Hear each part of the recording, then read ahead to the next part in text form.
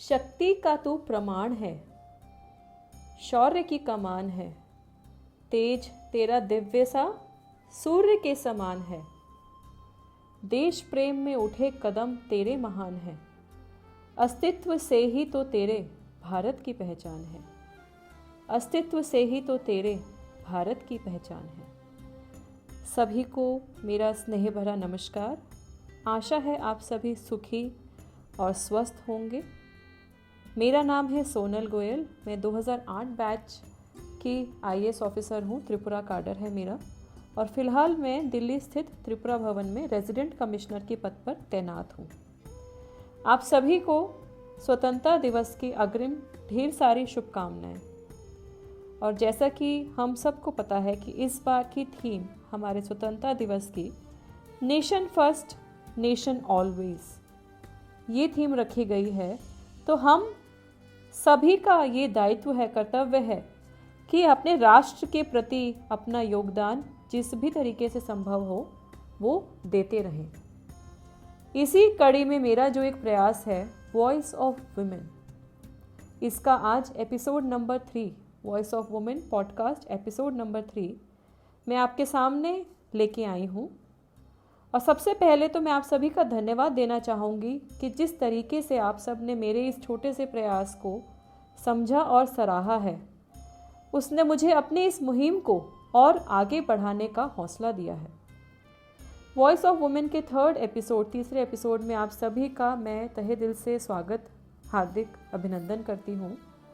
और आज इस पॉडकास्ट के माध्यम से मैं ऐसी वीरांगनाओं की गाथा लेके आई हूँ जिनका नाम कहीं खो सा गया है, जिन्होंने हमारे प्यारे भारत देश को आज़ादी दिलाने के लिए अपने प्राण तक न्यौछावर कर दिए। आज का यह पॉडकास्ट उन महिलाओं के त्याग और बलिदान को समर्पित है। मैं उनको सादर नमन करती हूँ। उनके साहस के लिए उन्होंने जो स्वतंत्रता में अपना योगदान दिया उसके लिए उनका अभिनंदन करती हूँ।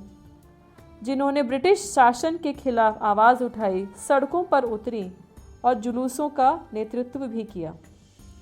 जैसा कि आप सभी जानते हैं, हम अपना 77वां स्वतंत्रता दिवस 15 अगस्त 2023 को मनाने जा रहे हैं।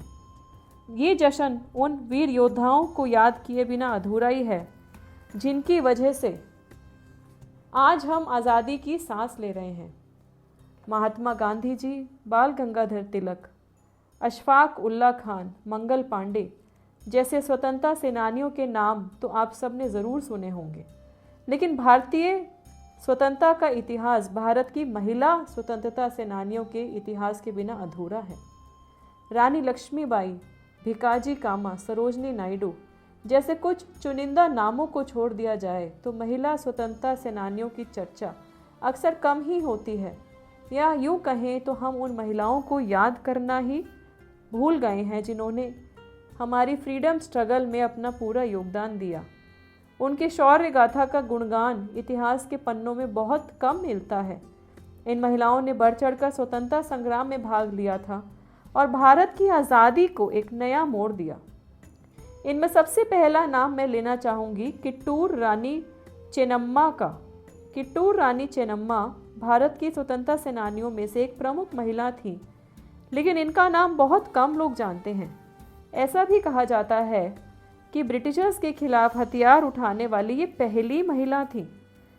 बहुत ही कम उम्र में उन्होंने ये प्रयास किया, ये साहस किया, और उनके इस साहस ने पूरे भारत देश की महिलाओं को प्रेरणा से भर दिया। उनके जीवन की बात करें तो उनका जन्म 1778 में कर्नाटक के एक छोटे से गांव ककाती में हुआ। बचपन से ही ये अपने युद्ध कौशल के लिए जानी जाती थी।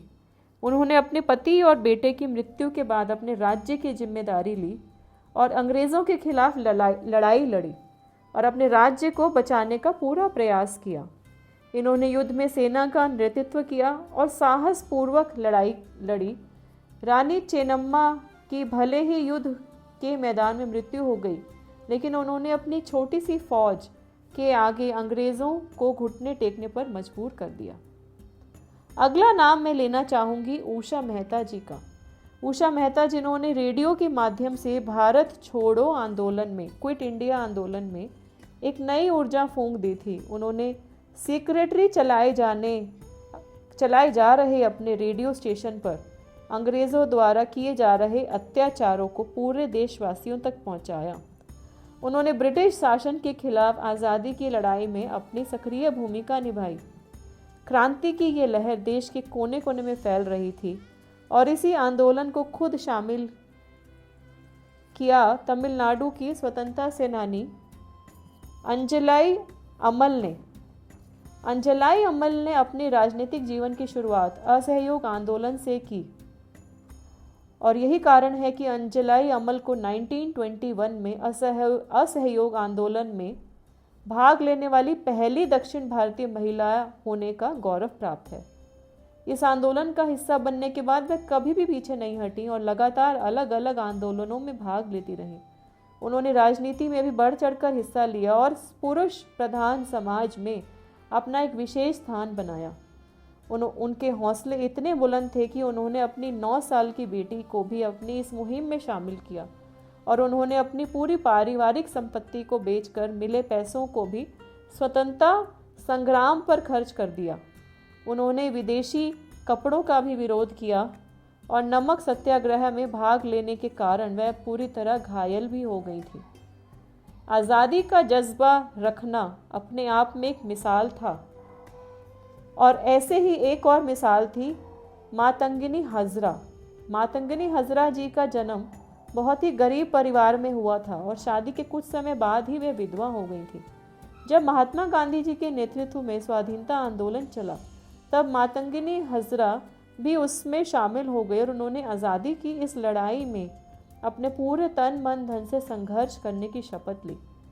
वह ऐसी क्रांतिकारी महिला हैं जिन्होंने रूढ़िवाद की बेड़ियों को काटकर खुद को क्रांति की राह में जोड़ दिया और जीवन की अंतिम सांस तक वह क्रांति के मार्ग पर डटी रही। महात्मा गांधी की अनुयायी मातंगिनी हजरा के स्वतंत्रता आंदोलन के जज्बे को देखते हुए सब उनको बूढ़ी गांधी कहते थे। बूढ़ी गांधी के नाम से मशहूर मातंगिनी हजरा के हौसले इतने बुलंद थे कि वह अंग्रेज़ों के खिलाफ होने वाले आंदोलन में सबसे आगे रहती थी हमेशा। जहाँ तक देशभक्ति की बात है तो इन महिलाओं ने भी सुप्रसिद्ध वीर स्वतंत्रता सेनानियों से कम योगदान नहीं दिए। अंग्रेज़ों की गुलामी और उनके अत्याचार भारत के लोगों द्वारा असहनीय हो चुका था। तब 8 अगस्त 1942 को महात्मा गांधी ने भारत छोड़ो आंदोलन का आगाज़ किया, क्विट इंडिया मूवमेंट। इसके बाद महात्मा गांधी ने भी यह बात स्वीकारी कि आंदोलन के दौरान पुरुषों से कहीं अधिक महिलाओं ने बढ़ चढ़कर भाग लिया। उस समय तारा रानी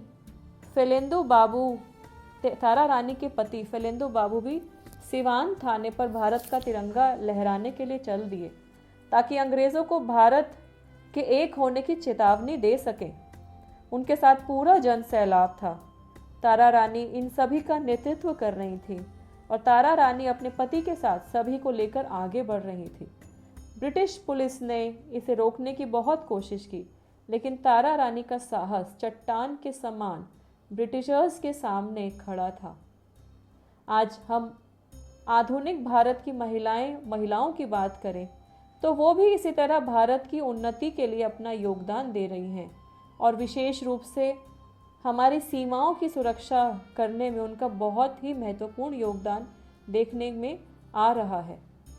इंडियन एयरफोर्स की फ्लाइंग ऑफिसर अवनी चतुर्वेदी लड़ाकू विमान उड़ाने वाली पहली भारतीय महिला बन गई हैं।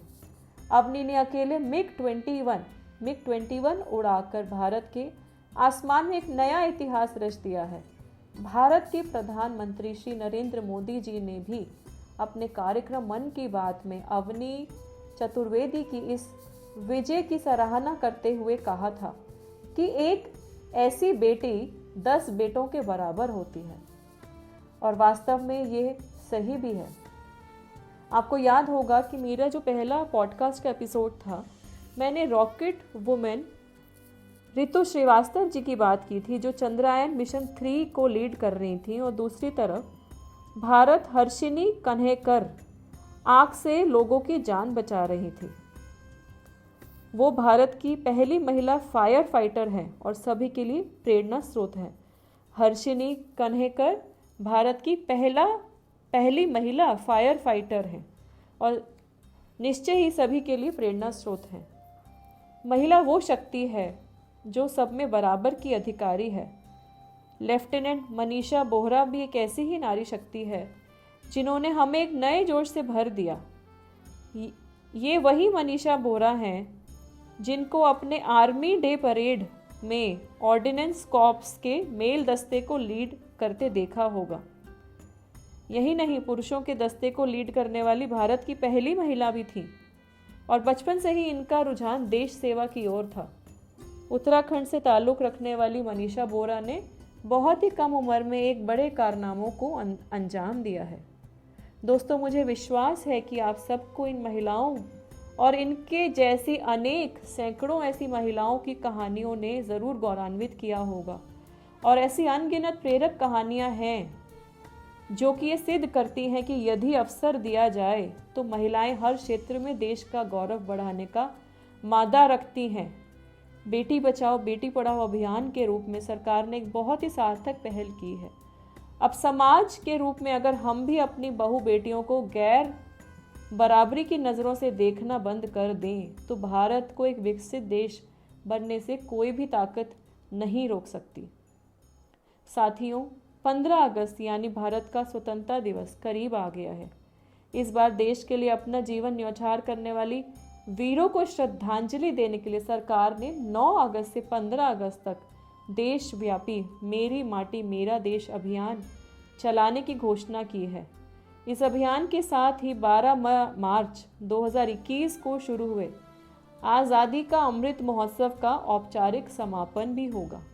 आपको याद होगा कि प्रधानमंत्री श्री नरेंद्र मोदी जी ने हाल ही में अपने मन की बात कार्यक्रम में प्रसारण के दौरान इस अभियान की घोषणा की थी, मेरी माटी मेरा देश।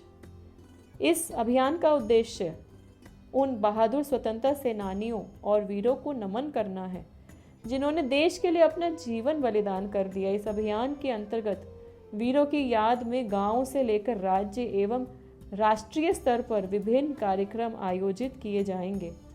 अमर शहीदों की याद में ग्राम पंचायतों में स्मारक पट्टिका लगाई जाएंगी। 13 अगस्त से लेकर 15 अगस्त तक हर घर तिरंगा अभियान भी मनाया जाएगा। इसलिए आप सभी से मेरा निवेदन है कि इस दिन अपने घर की छत पर तिरंगा अवश्य फहराएं।